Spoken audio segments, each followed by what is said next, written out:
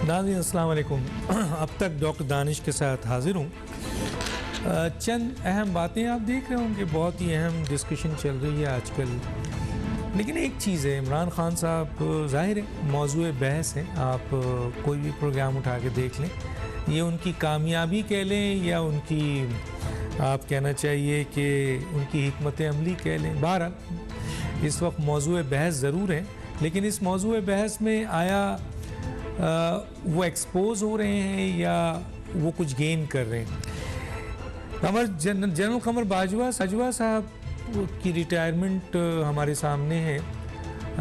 उसके बाद जनरल कमर बाजवा पे जो हमले हैं इमरान खान के, माजी की भी बहुत सारी बातें हैं जो हमें पता है। तो आखिरी क्या है, क्या माजरा क्या है, क्यों इतने नाराज़ हैं? और एक तरफ वो न्यूट्रल रहने को कहते हैं इदारों को, और उसी लम्हे उसी तकरीर में वो कहते हैं कि जी मुदाखलत करें, मुल्क की मईशत तबाह हो रही है, पट्टा बैठ रहा है, मीडिया को जालिमाना अमल किया जा रहा है मीडिया पे, और इदारे कमज़ोर हो रहे हैं, मुल्क तबाही की तरफ जा रहा है। इमरान खान का 10 साला प्रोग्राम था। क्या वजूहत है कि 10 साला प्रोग्राम जो ट्रम्प के उस दौरे के बाद आके पाकिस्तान में उन्हें और उनके लोगों ने 10 साला प्रोग्राम का कहा था आवाम को कि हम 10 साल के लिए आए, वो ख्वाब चकनाचूर कैसे हो गया, इस पर भी बात करेंगे। गेस्ट हैं हमारे साथ जनाब मोहसिन बेग साहब, सीनियर सहाफ़ी तज़कियाकार, आपका बहुत शुक्रिया आपने ज्वाइन किया। जवाद अहमद साहब, चेयरमैन बराबरी पार्टी पाकिस्तान, आपका ये बहुत शुक्रिया सर, आपने हमें ज्वाइन किया। जनाब मोहसिन बेग साहब, आपसे बात शुरू करता हूँ। सर, जनरल कमर बाजवा साहब और 3 साल 7 माह इमरान खान की स्टेटमेंट, उसके बाद 29 नवंबर 2022 उनकी रिटायरमेंट, और उससे पहले भी जनरल कमर बाजवा पे बड़े हमले भी हुए और मुतालबा भी रहा कि इलेक्शन कराएं, दबाव भी करने की कोशिश की। अब तो खुलेआम वो कह रहे हैं कि जनरल बाजवा ने जितना नुकसान उनको या पाकिस्तान को पहुंचाया किसी ने नहीं किया। तो एक तो सर हमें ये बताइए कि क्या राज है, क्या हुआ सर ऐसा? दूसरा कि इमरान खान साहब एक तरफ तो फौरी तौर पे कहते हैं कि जी इस्टेब्लिशमेंट न्यूट्रल हो जाए, और दूसरी तरफ उनकी तकाजा है कि आप इंटरफेयर करें, और जाहिर है आईनी तौर पर ये बहुत गलत बात है। इसको आप कैसे देखते हैं मोहसिन बेग साहब? बहुत शुक्रिया डॉक्टर साहब। बेसिकली डॉक्टर साहब, पॉलिटिक्स में कोई भी जमहूरी या डेमोक्रेट जहन अगर आपने देखना हो या सियासतदान का कोई जहन देखना हो तो इस किस्म की गुफ्तगू नहीं करता। इन्होंने पहले दिन से ही ब्लेम गेम रखी, अपनी कभी कोताहियों और गलतियों को नहीं माना, दूसरों को ब्लेम करते हैं। अपनी जितनी गलतियां इन्होंने की उसका सारा ब्लेम। लेकिन आप ये देखिए कि अगर आप अच्छे काम का तो क्रेडिट खुद लेना चाहें और बुरे काम का क्रेडिट किसी और को दे दें तो मुनासिब नहीं है। लोग इतने बेवकूफ भी नहीं है, लोग एनालिसिस करते हैं। जहां तक बाजवा साहब की बारे में इनकी गुफ्तगू या इनके जो पार्टी के लोग हैं वो जिस किस्म के ट्रेंड और गुफ्तगू करते हैं, देखिए बाजवा साहब ने इन पे तो बहुत एहसानात किए। अगर उन्होंने किसी और के साथ ज्यादती की है या उनके साथ जो उनके दस्ते रास्ते जनरल रिटायर्ड फैज साहब, आज तो बल्कि उन्होंने भी अपनी पॉलिटिक्स के लिए कट किया हुआ था अपने घर में, वो भी उनको भी जल्दी है पॉलिटिक्स में आने की। तो उनकी जो कार्रवाइयां थी एज ए इंटेलिजेंस चीफ और उसके बाद एज ए कोर कमांडर, वो इतनी सीरियन इनके हक में थी, मुलाकातें, टेलीफोन कॉल्स, तो इनको उन पे तो गिला करना ही नहीं चाहिए। अगर करना गिला बनता है तो वो ओपोनेंट्स का बनता है कि किस तरीके से जनरल फैज इन्वॉल्व थे और किस तरीके से खान साहब की गवर्नमेंट वो चला रहे थे। सिलेक्टेड का जो लफ्ज है वो जनरल फैज की वजह से इमरान खान को मिला, क्योंकि सारे काम ये जनरल फैज को कह रहे थे और फैज कर रहा था और फैज अपने तौर पे भी कर रहा था। वर्चुअली हुकूमत वो साहब चला रहे थे। अब इनका गिला करना उनसे तो मैं कहता हूं बनता ही नहीं है। ये तो बहुत ही एहसान फरामोशी है कि एक बंदा जब रिटायर हो जाए तो आप उसके ऊपर सारा ब्लेम डाल दें।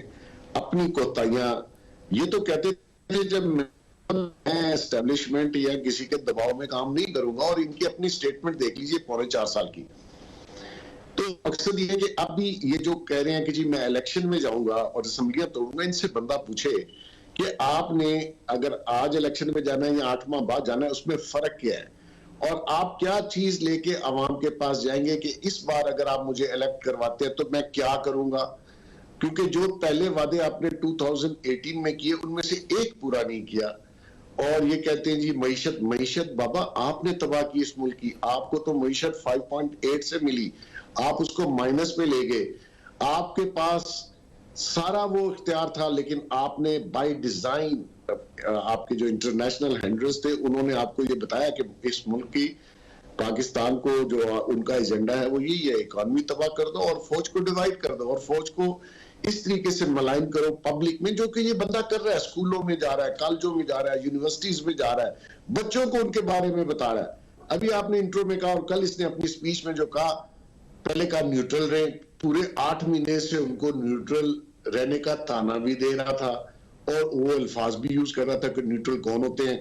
कल वो कह रहा था कि आप न्यूट्रल रहें, और बाद में कह रहा था कि आप इलेक्शन के लिए दबाव डालें। तो इसको जल्दी सिर्फ इतनी है कि मैं किसी तरीके से इक्तदार में आ जाऊं, और ये गलत फहमी का शिकार है। ग्राउंड रियलिटीज बहुत मुख्तलिफ हैं। जब पूरी पार्टी जनरल इलेक्शन में जाएंगी या इवन सुबह पंजाब में जाएंगी तो हालात इसके कंट्रोल में नहीं रहेंगे। और इसने फिर भी, मैं तो कहता हूं इसकी इलेक्शन की बात माननी चाहिए और इससे एक एफिडेविट लेना चाहिए कि अगर आप हार गए तो आप उस रिजल्ट को तस्लीम करेंगे, बजाय इसके कि आप फिर रोड पे आ जाएं। क्योंकि उस एजेंडे में डॉक्टर साहब ये भी शामिल है कि पाकिस्तान को पॉलिटिकल स्टेबिलिटी ना दी जाए, और पॉलिटिकल स्टेबिलिटी नहीं आती, इकोनॉमी आपकी बेहतर नहीं होती। तो ये वो एजेंडे का हिस्सा है ये शख्स, और ये पाकिस्तान को जिस तरीके से चलाना चाह रहा था वो आपके 4.25 साल आपके सामने है। इसने किसी इदारे को नहीं छोड़ा, अपने किसी ओपोनेंट को नहीं छोड़ा। अब ये इसको जल्दी है कि शायद मैं अंदर हो जाऊं, आने वाले दिनों में डिस्क्वालीफाई हो जाऊं, क्योंकि मैं इसके ऊपर डिस्क्वालिफिकेशन पे आप पे आऊँगा, बहुत ही इंपॉर्टेंट है। कई अहम तरीन केसेस हैं जिसकी तलवारें लटक रही हैं, इसके हवाले से आपसे ज़रूर मालूमात लूँगा। मैं ज़रा जवाद अहमद साहब की तरफ आऊँ, लेकिन मैं मोहसिन बेग साहब एक जुमला कहता हुआ जा रहा हूँ, शायद मैं गलती पे हूँ या आप अपनी तस्हीह करें। आप कह रहे हैं कि इमरान खान से एग्रीमेंट किया जाए। इमरान खान ने अपने इत्तेहादियों से एग्रीमेंट किया, किसी एग्रीमेंट की पासदारी नहीं की।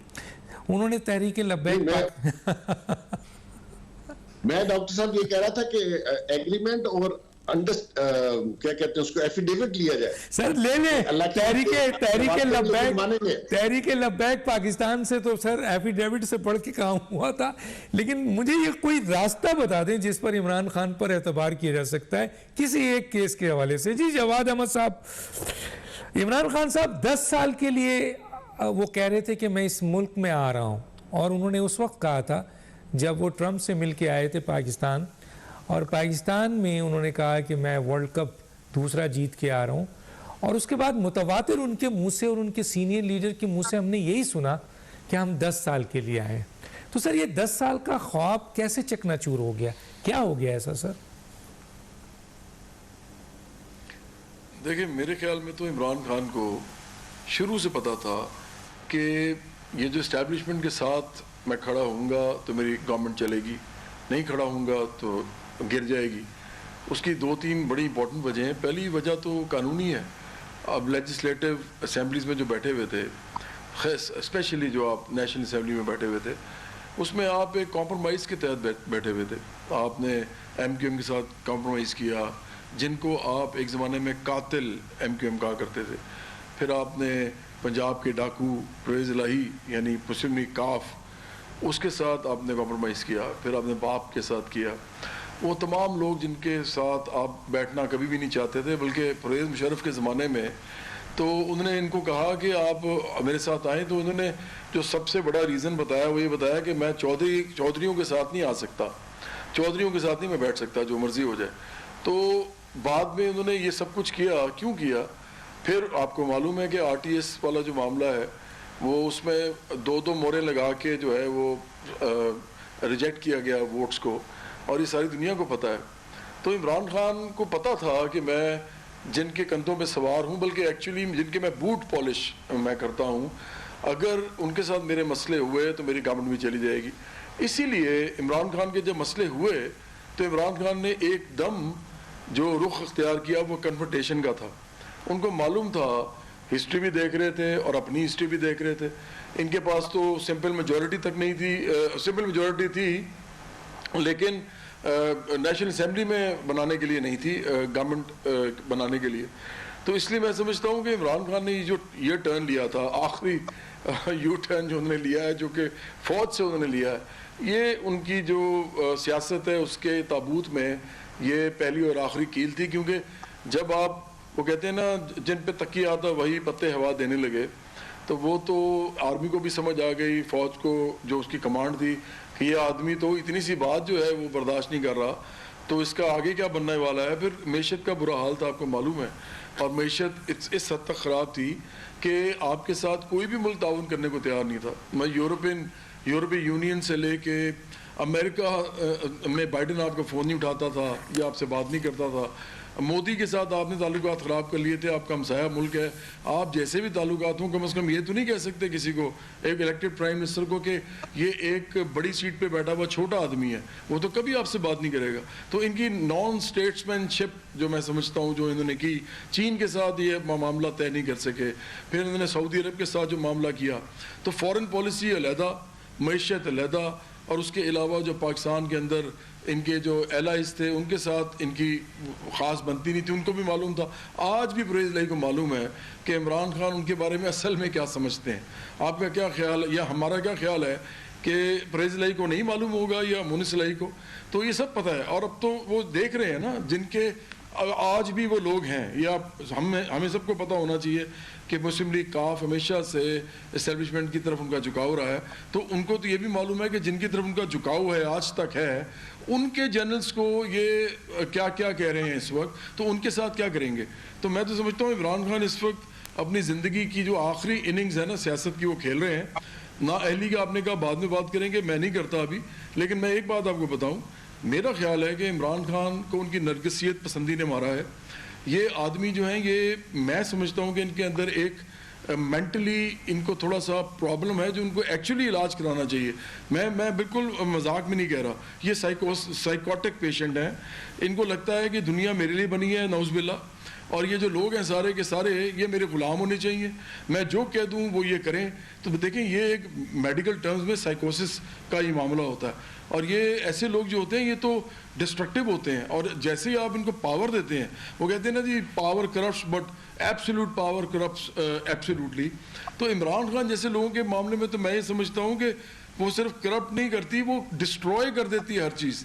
तो इमरान खान का जो जाना है, मेरे ख्याल से वो ठहर गया है। ये सोशल मीडिया पे जो आप देख रहे हैं, ये तो इनके, आपको मालूम है कि कुछ इनके बड़े ज़ीलॉट किस्म के फॉलोअर्स हैं जो लगे हुए हैं अभी तक। अदरवाइज़ इमरान खान का जो ऑन ग्राउंड है, मैं समझता हूँ, इस पर मैं ज़रूर बात करूँगा अगर 1 मिनट 2 मिनट और मिले, कि इमरान खान ये समझ रहे हैं अभी भी कि ग्राउंड पे सिचुएशन उनकी वही है जो इम्पोर्टेड गवर्नमेंट का उन्होंने जो रेटरिक स्टार्ट किया था वो है। मैं आपको बताऊं, मैं भी ग्राउंड में चुके रहता हूं, मैं एक पार्टी बिल्ड कर रहा हूं, और हम जो पार्टी बिल्ड करें वो आम लोगों की है। तो हम तो रहते ही आम लोगों में, हमने कोई जगीरदार, सरमायादार, माफियाज की पार्टी नहीं बनानी। तो हम ये आपको मैं बिल्कुल सही बताऊँ, लोग इस वक्त किसी के साथ नहीं है। जब उन्होंने अपना ये शुरू किया था ना इम्पोर्टेड गवर्नमेंट, तो लोग थोड़ा सा ये सोच रहे थे कि अच्छा कोई गद्दारी साजिश मुल्क के ख़िलाफ़, अच्छा तो ठीक है, फिर इमरान खान शायद हक पे हो, हम साथ खड़े हो जाते हैं। लेकिन अब जो वोटर है ना, वोटर सोशल मीडिया वाला नहीं, वो अब फिर उसी पे वोट देगा, जो कि बड़ी बदकिस्मती होगी।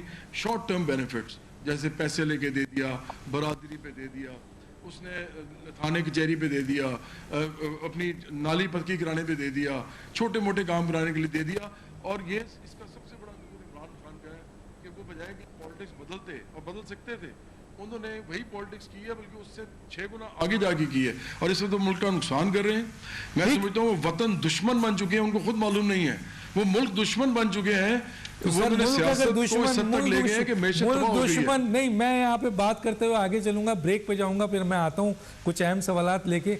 अगर मुल्क दुश्मन बन चुके हैं, उनकी एक्टिविटीज़ मुल्क दुश्मनी वाली है, उनकी एक्टिविटीज़ इदारों के ख़िलाफ़ है, कानून और आइन मौजूद है, हुकूमत के पास बहुत पावर्स है, 97 आइन का आर्टिकल एग्जेक्टिव को बहुत पावर देता है, तो हुकूमत क्यों खामोश बैठी हुई है? वो कानूनी और आइनी इख्तियारात की बुनियाद पर, इंतज़ामी इख्तियारात की बुनियाद पर इमरान खान के ख़िलाफ़ एक्शन क्यों नहीं लेती?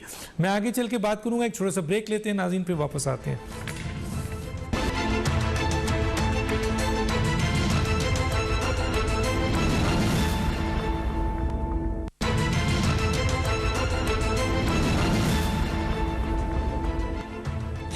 Welcome back. एक बात करते हुए आपके साथ मैं मोहसिन बेग साहब की तरफ आऊँगा। एक सवाल मेरे जहन में, मैं बड़ा कंफ्यूज हूँ इस बात पे कि इमरान खान का स्टेटमेंट है, अभी आप सब जानते होंगे, जितने लोग भी सुन रहे हैं, कि जनरल कमर बाजवा ने पाकिस्तान के साथ वो किया जो आज तक किसी ने भी नहीं किया।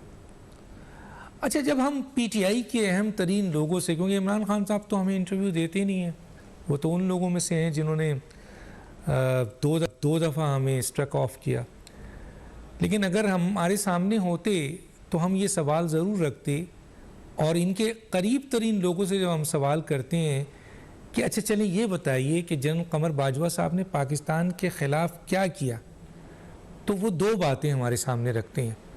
एक वो ये रखते हैं कि अदम एतमाद की जब तहरीक आई तो जनरल कमर बाजवा ने वहाँ अदम एतमाद की तहरीक को नहीं रोका, एक बात।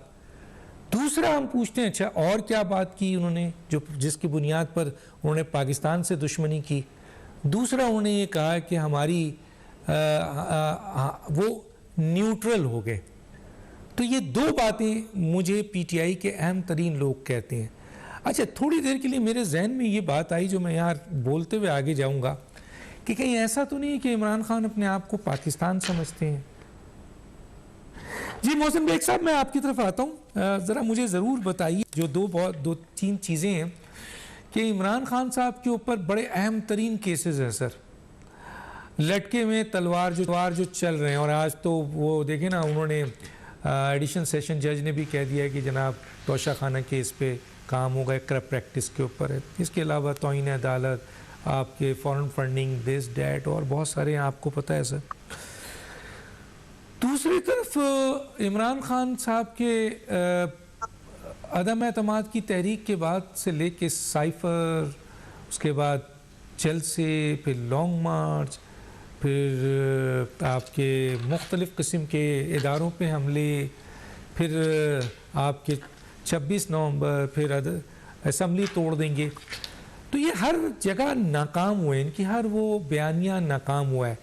तो ये जो अब गवर्नमेंट से मुज़ाकरात करने के लिए तैयार हैं, उसी गवर्नमेंट से जिसके बारे में क्या कहते हैं आप जानते हैं, तो ये उनकी कमज़ोरी है जो ये तमाम पत्ते नाकाम हो गए, या आने वाले वक्त में इन पर बहुत भारी केसेस हैं और इनको भी पता है, तो इसलिए वो अब मुज़ाकरात चाहते हैं? क्या कहेंगे सर?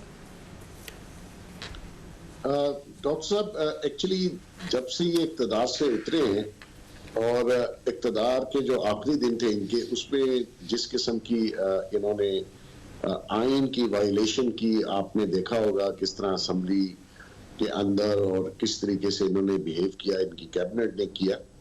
ये हर कीमत में पावर में रहना चाहते थे, और ये जो कहते हैं ना मेरी 22 साल की या 25 साल की स्ट्रगल है, वो सिर्फ पावर की थी, आज भी पावर की स्ट्रगल है।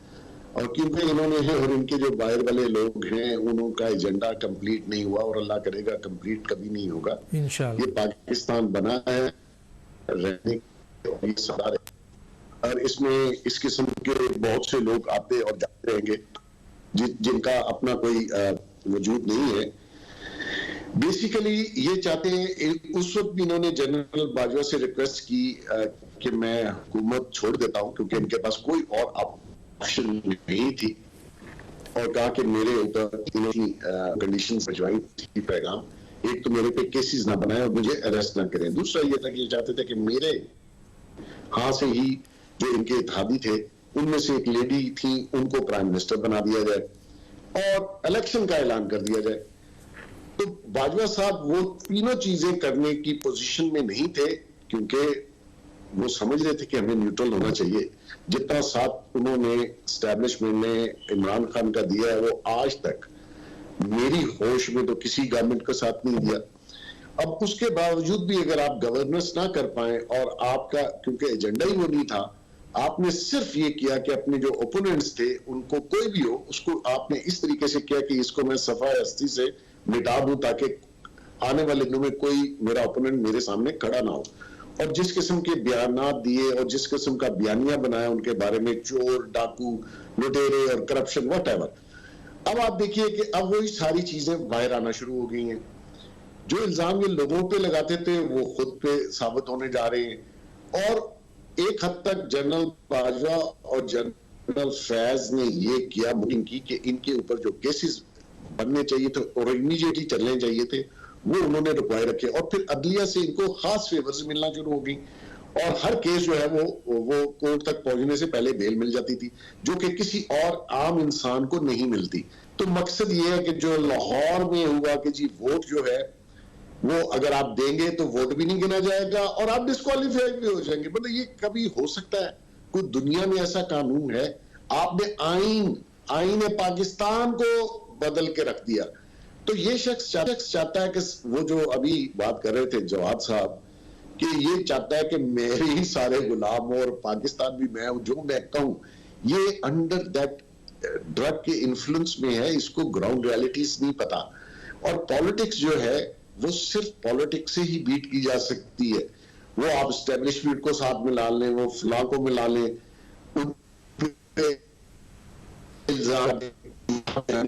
का झूठ है और झूठे बयानी है वो खुलनी शुरू हो जाती है। उनकी जो झूठ की जो लाइफ है वो बड़ी शॉर्ट है।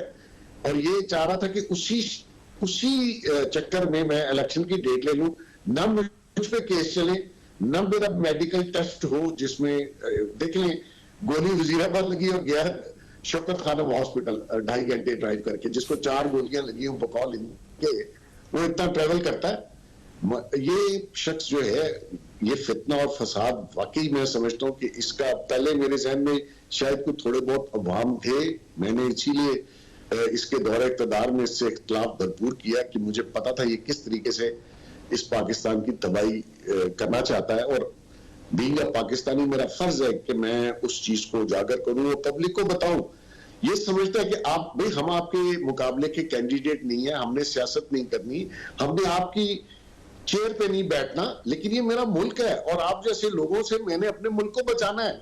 और जब जहां तक इसने फौज को इस्तेमाल किया है और जनरल फैज जो थे वो जो जिस तरीके से इसके साथ कर रहे थे वो अनप्रेसिडेंट है। मैं तो ये समझता हूं कि उनका भी एहतसाब होना चाहिए। वो आज अपने डेरे पे चकवाल में बैठ के सियासत का ऐलान कर रहे थे, लोगों को चंद को बुला के।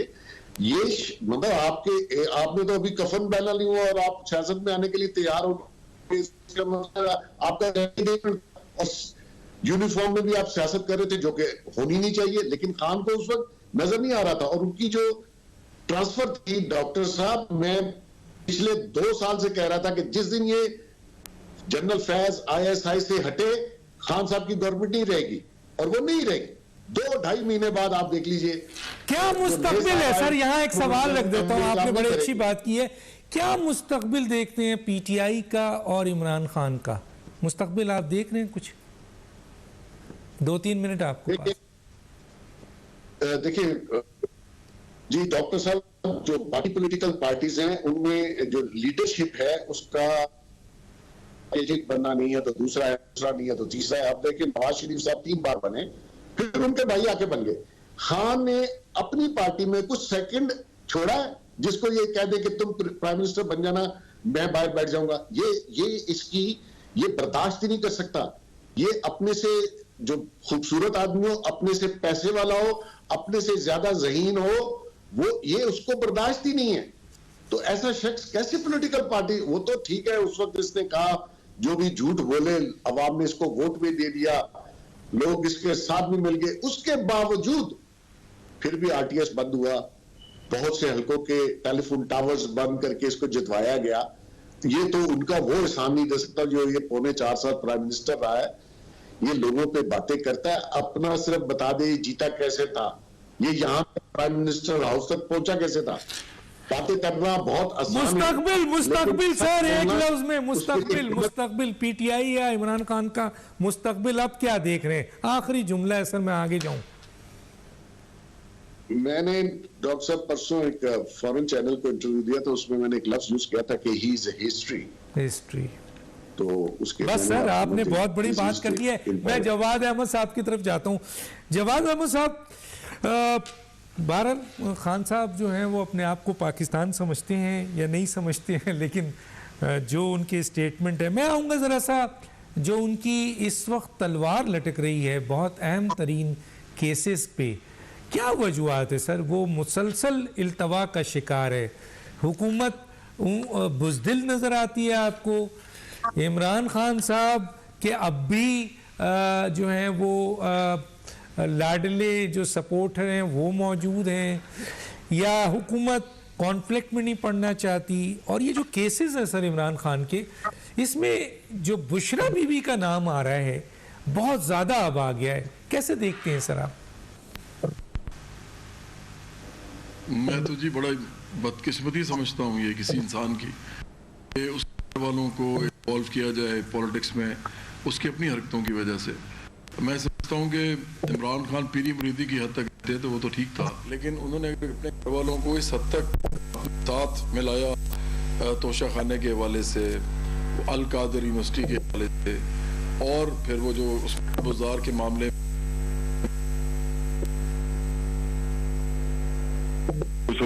फामी साहब है, उन्होंने इनसे जाके बात की और इन्होंने आगे से गुस्से का इजहार किया और उनको मिलकर जमींदारों को कह के उनको हटा दिया। इस सारी दुनिया को पता है। इसके अलावा फिर इनके अपने मामले भी हैं एक दो, जैसे वो जो मनी लॉन्ड्रिंग वाला केस है, वो मनी लॉन्ड्रिंग में इसलिए कहता हूँ कि एक्चुअली जो साइलेंट क्लार्क है या जो उनका जो पर्चा था क्या फाइनेंशियल टाइम्स, उन्होंने भी एक्चुअली लफ्ज इस्तेमाल किया है। और उसके अलावा ममनुआ फंडिंग केस, मैं समझता हूँ ये मैं इनको दो तरीके से देखता हूँ, क्योंकि एक तो वो है कि आपने फॉरेन नेशनल से ले लिया या कंपनी से ले लिया, और एक ये है कि आपने लॉन्ड्रिंग के नामों पे आपने वो पैसे मंगवाए। तो इमरान खान जो इस तरह की बड़ी बड़ी बातें किया करते थे और पाकिस्तान को बताते थे कि मैं तो, मेरे से ईमानदार कोई नहीं है, और आज भी मैं कई दफा देखता हूँ कई एंकर्स हैं और मैं उनको कहना चाहता हूँ, देखिए आप इस हद तक जो है ना ये ना किया करें जब आपको पता ही नहीं होता किसी बात का पक्का कि ये ईमानदार है नहीं है। नहीं जी वैसे तो बड़े ईमानदार है, वो भाई आप कैसे कह सकते हैं? मैंने अभी भी देखा है कामरान शाहिद एक दफा बोल रहे थे, पता नहीं उन्होंने क्यों बोला ये, फिर वो हमारे एक और बहुत अच्छे मतलब बड़े हैं मेरे भी, सलीम बुखारी साहब, वो कहते हैं बड़े ईमानदारी में शक नहीं। मैं नहीं मानता, मैं समझता हूँ इमरान खान नहायत बेईमान आदमी है। उसकी वजह क्या है? एक्चुअली अगर आप इनकी पूरी जिंदगी देखें तो आपको जो इंसान के अंदर मसाइल होते हैं ना, जब हम हर एक के अंदर होते हैं, मेरे अंदर, आपके अंदर, इवन जो हमारी ऑपोजिशन है उसके अंदर भी बहुत बड़े बड़े मसाइल हैं, लेकिन इतने ज्यादा मसाइल एक ही आदमी में हो मैंने बहुत कम देखा है जिंदगी में। आप देखेंगे ये कितने लालची आदमी हैं कि इनके पास अरबों की जायदादें थी, और इनकी जो सियासत है ना वो शरीफ बरादरान और जरदारी फैमिली की तरह अब पैसे पे नहीं चलनी थी, वो तो इनके फेम पे चल रही थी, इनकी पॉपुलैरिटी पे चल रही थी, और इनको जरूरत ही नहीं थी पैसे बनाने की। इनके तो खर्चे उठा रहे थे लोग, जहांगीर तरीन से लेके वो तो इनकी पॉलिटिक्स के भी खर्चे उठा रहे थे, उनके घर के भी उठा रहे थे, जस्टिस तजुद्दीन ने कहा। इसके बावजूद इमरान खान ने 12 जदादें हैं इनके पास, 2 घरों के अलावा 2 बड़े घर हैं, मतलब अरबों की जदादें हैं इनके पास। 1 अरब भी किसी पाकिस्तानी के पास हो ना, मैं आम पाकिस्तानी को बताना चाहता हूँ अभी प्रोग्राम से नौजवान को जो इनके पीछे अभी भी कुछ लगे हुए हैं, कि अगर आपके पास 1 करोड़ रुपया हो ना और आप उससे कारोबार भी ना करें, सिर्फ बैंक में रख दें, तो आजकल 15-16% आपको मिल जाता है TDR पे। तो आपको पता है इसका मतलब क्या है कि आप तकरीबन 1.25 करोड़ या चले 1 करोड़ से 10 करोड़, 1 करोड़ से 1 करोड़ 10 लाख तक आप महीना घर बैठ के खा रहे हैं। तो इमरान खान को इसलिए पैसे थे, इनको क्या जरूरत थी ये जो हार लेना, ये जो घड़ियां लेना वगैरह वगैरह, फिर उसको कम कीमत पे बेचना। और फिर तोशाखाना से इन्होंने जब ये उठाए तो ये कहा करते थे, ये बेईमान क्यों है, वो बताने लगा कि ये क्या कहा करते थे कि अमीर और गरीब का एक कानून होगा जब मैं आऊंगा। बातें इतनी बड़ी बड़ी, और जब ये आए तो पहले तोशाखाना का कानून बदलते ना, आगे बदल देते कि जी कोई नहीं ले सकता, कोई अमीर, क्योंकि सारे अमीर ही जाते हैं, नहीं ले सकता जी कोई भी, ये गरीब आदमी भी नहीं ले सकता तो ये भी नहीं लेंगे, मैं नहीं लूंगा। इन्होंने उल्टा उस पर हाथ साफ कर दिया। तो मैं तो समझता हूँ कि मॉरली ये इतनी गलत जगह पे खड़े हुए हैं कि मैं हैरान हूँ कि इनको अभी भी कौन सपोर्ट करता है। तो लीडर में ये क्वालिटी होती है कि वो लालची हो, फिर आप झूठे और धोखाबाज आप इनको देखें। इन्होंने क्या क्या नहीं कहा वोट लेने के लिए, मजहब इन्होंने इस्तेमाल किया, हर किस्म की इन्होंने बात की। उसके बाद इन्होंने ये कहा कि मैं 1 करोड़ नौकरियां दूंगा, 50 लाख घर दूंगा। उसके बाद कहा जी मैं प्रोटोकॉल नहीं लूंगा, फिर कहा जी मैं वजीर आजम हाउस जो है उसको वो बना दूंगा, यूनिवर्सिटी बना दूंगा। एक बात इन्होंने पूरी नहीं की। फिर आप आ जाइए एहसान फरामोशी पे। इन्होंने जिस इंसान के साथ भी बैठे हैं पूरी जिंदगी, हर एक के साथ एहसान फरामोशी की है। मैं सिर्फ शाह महमूद कुरैशी रह गए हैं अभी, और ये रह गए क्या नाम है इनका जो आज इनके साथ शेख रशीद वगैरह, इनको भी खैर एक जमाने में वो क्या कहते रहे, शेख रशीद को खुद भी ख्याल करना चाहिए, थोड़ी सी अकल इस्तेमाल करनी चाहिए इनके साथ बैठे हुए। तो इमरान खान जो है वो तो एहसान फरामोशी फौज के साथ मुस्तकबिल क्या है सर, मुस्तकबिल क्या है खान साहब का आपकी नजर में? नहीं, मैं ये बात पता क्यों करना चाह रहा हूँ, मुझे पता है मैं इसका जवाब देता हूँ, लेकिन मैं पोलिटिकल पार्टी रन करता हूँ, बराबरी पार्टी। मैं नौजवानों को बताना चाहता हूँ कि कभी कोई लालची इंसान, झूठा इंसान, धोखेबाज इंसान, एहसान फरामोश इंसान कभी लीडर नहीं बन सकता। वो लीडर अपने आप को समझ सकता है। और वो जो आपने कहा ना कि पाकिस्तान है, ये पाकिस्तान तो मैं भी, वो कहते नहीं मैं भी पाकिस्तान हूँ तू भी पाकिस्तान है, ये पाकिस्तान से बड़ा समझते हैं अपने आप। ये पाकिस्तान नहीं समझते, वो तो हम सारे पाकिस्तान अपने आप को समझते हैं। अगर हम पाकिस्तान के लिए कुछ करना चाहते हैं, ये पाकिस्तान से अपने आप को बड़ा समझते हैं। और आप जो आपका सवाल का जवाब है वो ये है, मैंने तो पहले भी कहा था आपको, पिछले दफा जो मैं बोला हूँ, मैंने कहा कि ये इनके it was actually the last nail in his coffin, in his political coffin, जो इन्होंने फौज के साथ लड़ाई की। और लोग कहा करते थे मुझे, मैं सोचता था कि यार इतने तो बेवकूफ़ नहीं होंगे, इतनी तो जालियत नहीं करेंगे कि जो लेके आए उनके साथ ये करेंगे। लेकिन लोग मुझे कहा करते थे कि ये इमरान खान किसी ना किसी दिन ये फौज के साथ यही करेगा जो इसने बाकी लोगों के साथ किया। माइंडसेट सर, माइंडसेट, मैं तो हैरान हो गया। Mindset sir, mindset. मैं ब्रेक पे जाऊंगा और ये बात माइंडसेट है ना जी। माइंडसेट वो कभी भी फौज की हिमायत में नहीं हो सकते। लोग यही कहते हैं, माइंडसेट है उनका, बदल नहीं सकते। हम भी उनके करीब बैठते थे, मेरा ख्याल है आप भी मिले होंगे, मोहसिन बेग साहब का भी बहुत ताल्लुक़ रहा है, मैं भी काफ़ी करीब रहा हूँ। तो मैं ये देखता था उनका माइंडसेट पाकिस्तान के अहम तरीन इदारे के हमेशा ख़िलाफ़ रहा है।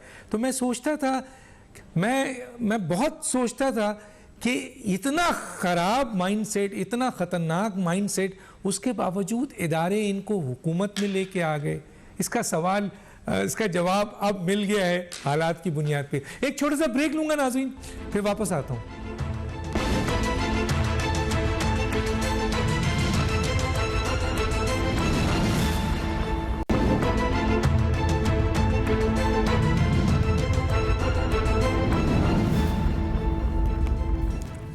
वेलकम बैक जी। मोहसिन बेग साहब, 3 मिनट है मेरे पास। मैं ज़रा पंजाब की सूरत हाल आपसे ले लूँ कि परवेज़ इलाही क्या कर रहे हैं, इमरान खान तोड़ेंगे नहीं तोड़ेंगे, पीडीएम कुछ करेगी नहीं करेगी। 3 मिनट आपके पास है सर। जी डॉक्टर साहब, मेरे ख्याल में पंजाब की सूरत हाल तो ऐसी है कि शायद आने वाले दिनों में इसका चौधरी परवेज़ इलाही साहब का डिसीजन है, वो मेरे ख्याल में इजीली असम्बलियां नहीं तोड़ेंगे और वो अपने ऑप्शंस वो इस्तेमाल कर रहे हैं, मुलाकातें, बैकडोर चैनल आगे पीछे वो लगे हुए हैं। क्योंकि अगर फर्ज कर लीजिए वो इमरान खान के कहने पे असम्बलियां तोड़ भी देते हैं और इलेक्शन में भी चले जाते हैं और इमरान खान फर्ज कर लें मेजॉरिटी भी आ जाता है पंजाब में, तो आया परवेज़ इलाही साहब को दोबारा नॉमिनेट करेगा as a chief minister Punjab? मेरा ख्याल है नहीं करेगा। और उसके दिल में जो कुछ भी है इनके बारे में, और वो मैं समझता हूँ कि वो ओपनली उसका इजहार भी करता रहा।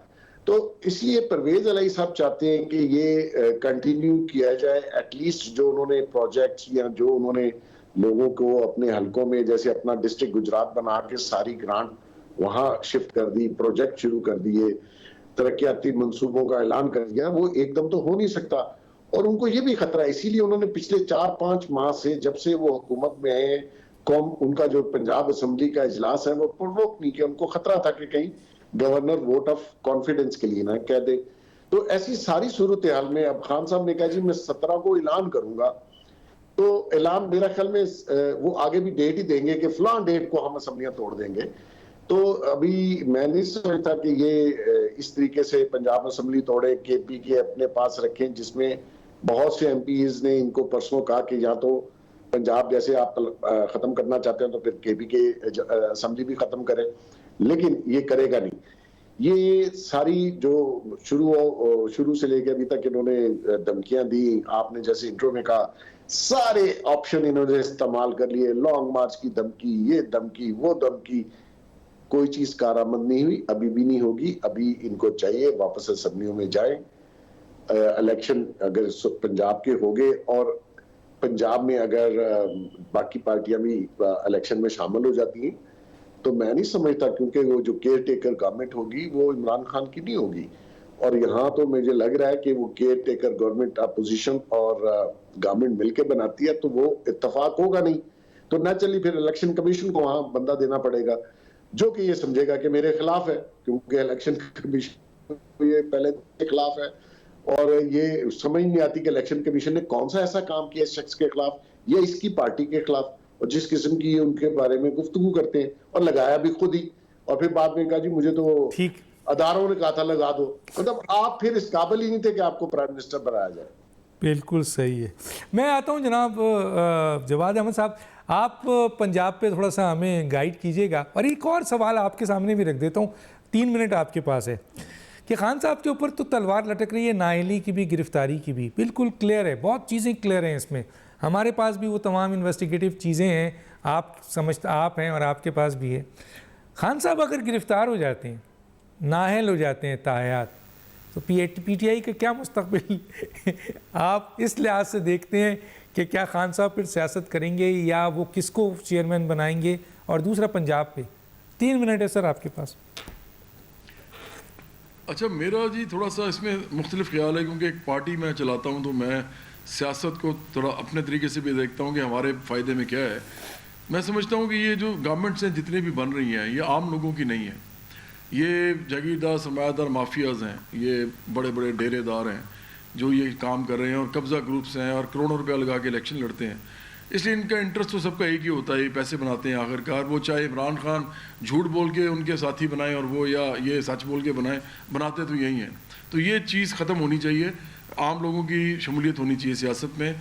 लेकिन जब तक ये नहीं होता, उस वक्त मुझे लगता है कि ये ना वो म्यूज़िकल चेयर्स हैं। मेरा ख्याल है कि नाअहली जो है 3 चीज़ों पे इनकी शायद बिल्कुल ही शायद होने वाली है। एक तो वो जो ममनुआ फंडिंग का केस है, एक तोशा खाने का केस है, एक इनकी जो बेटी का वो जो ममनुआ क्या उसे कहते लफ्ज़ होता है जी, मुबैना, उसका जो जी आदमी इन्होंने उसका नाम नहीं लिखा, मतलब तादाद 3 नहीं लिखी, 2 लिखी।